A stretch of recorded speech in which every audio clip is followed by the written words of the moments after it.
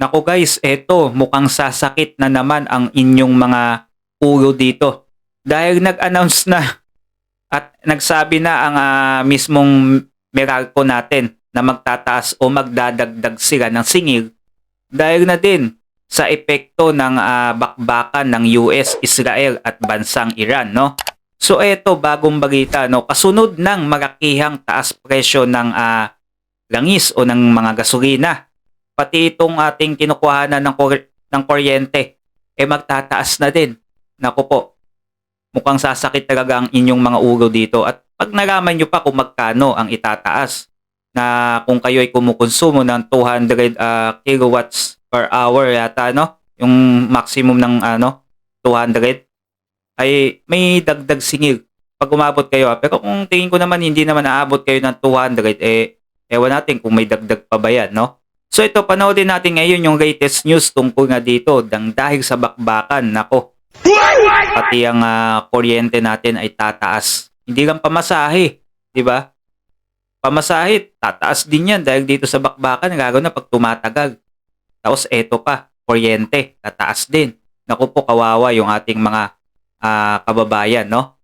So eto, panoodin natin ngayon yung latest news kung magkano nga ba ang dagdag singil sa kuryente. Kasunod po ng malakihang taas presyo sa petrolyo, ang Meralco naman ang nag-anunsyo ng dagdag singil. Pero wala pa dyan na epekto ng gulo sa gitnang silangan. Ayon naman sa DTI, posible ring magmahal ang ilang pangunahing bilihin. Saksi, si Marie Zuman. Ibilihin magtataas din. May negosyong barberya si Benji. Bumili raw siya ng generator para mas makatipid sa kuryente. Ang kaso, Tumaas naman yung gasolina ngayon. Kaya di ko alam paano nagagawin niya yun. ngayon pa nga lang daw hirap na siyang magbayad. Kaya umabot na sa mahigit 87,000 pesos ang naipong bayarin nitong nakaraang 5 buwan. Kaunti Ang laki nun, no? 87,000 pesos. Kaya pala siya bumili ng generator upang makatipid. Kaya lang yung gasolina at yung langis o diesel ba yun? Kasi diesel yung minsan ginagamit dyan ay nagmahal din. Nagkanda-reche-reche na, no?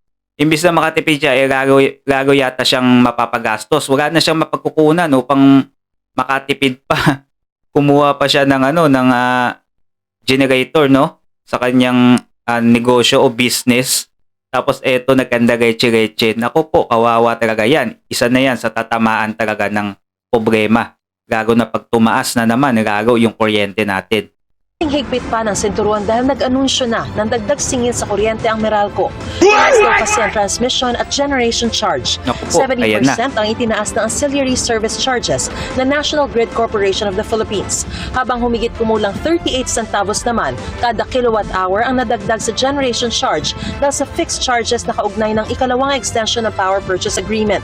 Hindi pa kasama dyan ang posibleng epekto ng krisis ngayon sa Middle East. Hindi pa. Pagsipa ng March pa hanggang to. siguro bandang Hulyo ay tataas talaga ang demand sa kuryente at bunso dito ng pagtaas ng konsumo GG. ng mga customers ng Meralco. Nagkaroon pa ng krisis sa gitnang silangan ng Middle East na maglalagay ng pressure sa fuel supply.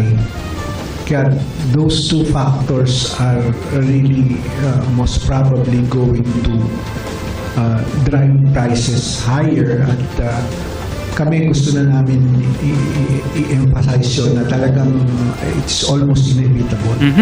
Hindi na gumagamit ng langis para sa power generation sa Luzon grid. Pero dahil pa rin sa gulo sa Middle East at paghigpit ng supply, tumaas ang presyo ng liquefied natural gas at coal na siyang ginagamit dito. And usually, kapag mayroong pressure na tumaas ang oil price, sumusunod yung liquefied natural gas, pati yung coal at malampayang natural gas. Kung ano man yung magiging parallel impact nun doon sa mga ibang fuel prices, hindi pa natin masabi ngayon. Ayon sa Energy Regulatory Commission, pwedeng umabot sa 16% ang dagdag singil sa kuryente. Ako po, ang laki nun, 16%. Alam nyo ba, kaya tumataas yung yung langis na yan, pati yung mga pinagkakaanuhan nila dyan.